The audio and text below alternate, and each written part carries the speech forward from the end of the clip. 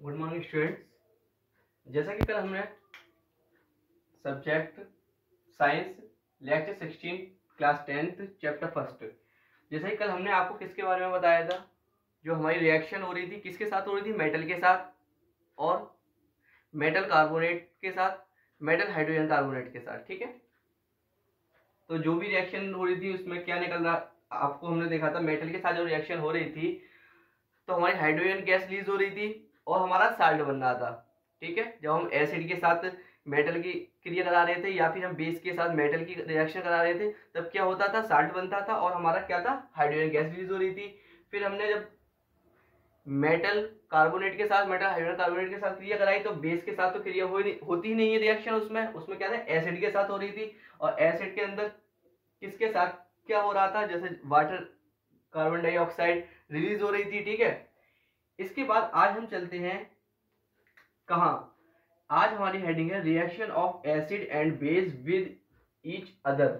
अब हम रिएक्शन जो करा रहे हैं किसी मेटल से नहीं, किसी दूसरी चीज से नहीं, अब हम एसिड और बेस से रिएक्शन करा रहे हैं। ठीक है, आपस में अम्ल और क्षार दोनों की रिएक्शन करा रहे हैं। तो क्या होता है, देखिए मेरा फॉर्मूला है यहाँ पे, वही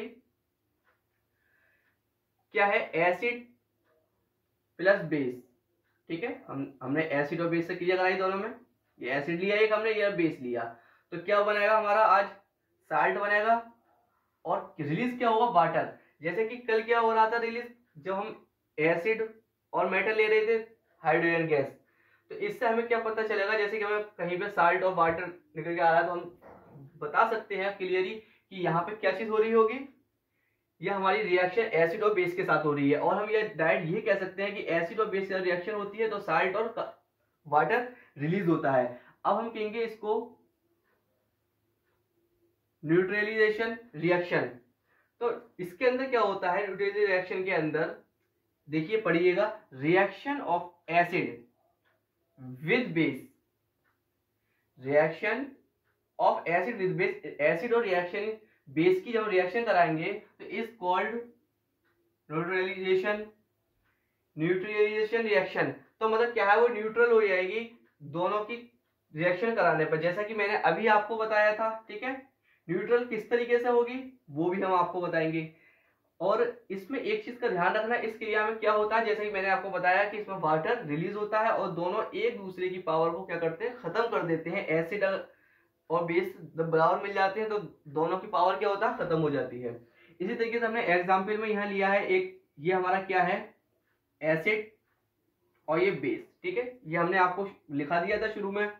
तो हमारा जब एसिड और बेस की जब रिएक्शन कराएंगे हम, तो रिएक्शन में क्या होता है, NaCl, ये हमारा साल्ट बनकर तैयार हो गया और क्या रिलीज हुआ, वाटर। जैसा मैंने आपको बताया था वैसे ही हुआ सेम। और इसी तरीके से हम जितनी चाहे उतनी रिएक्शन कर सकते हैं, हर रिएक्शन में ऐसा ही होगा।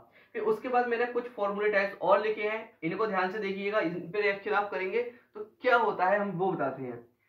जैसे कि हमने आपको एसिड और बेस पढ़ाए थे, तब हमने आपको क्या बताया, स्ट्रॉन्ग एसिड और वीक एसिड पढ़ाए थे, स्ट्रॉन्ग बेस और वीक बेस। तो वही आज हम क्रिया करने वाले हैं। ये हमने एसिड बेस तो आपको बता दिया, अब देखिए हम कौन से लेते हैं, स्ट्रॉन्ग वाला लेते हैं या फिर हम वीक वाला ले रहे हैं, इसके बारे में आज बताएंगे। सुनिए, लिसन टू मी।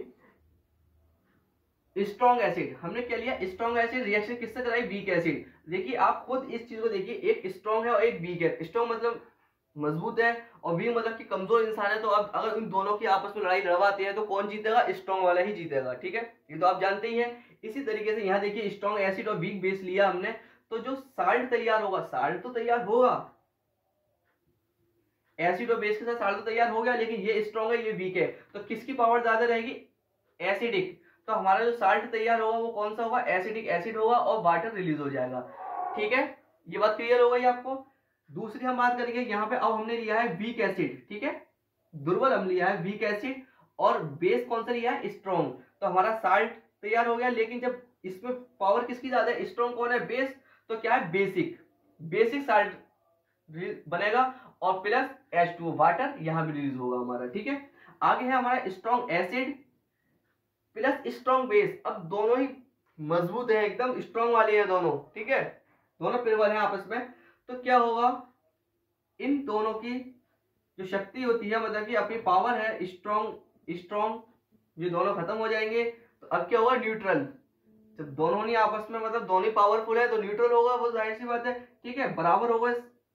न्यूट्रल बराबर मतलब कि समतल, मतलब कि क्या होता है, न्यूट्रल हो जाते हैं। तो एसिड और बेस से क्या है, न्यूट्रल एसिड और वाटर रिलीज हो गया हमारा। इसी तरीके से अब हमने क्या लिया, वीक एसिड वीक बेस, दोनों ही वीक है तो ये भी न्यूट्रल, और एसिड और बेस की क्रिया करके क्या बनेगा, रिएक्शन से साल्ट, और क्या रिलीज होगा, वाटर। ठीक है, ये बात आपको क्लियर समझ में आ गई होगी।